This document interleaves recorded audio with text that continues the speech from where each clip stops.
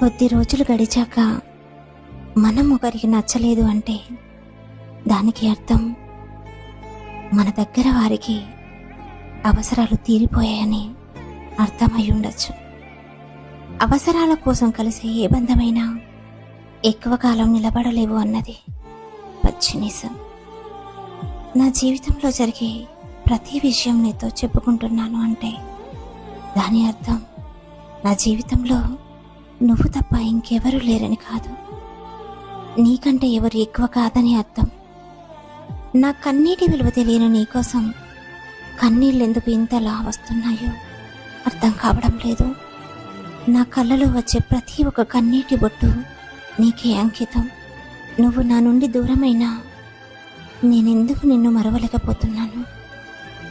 ఓ, నాకిప్పుడే అర్థమవుతోంది. నిన్ను నా మనసు నిండా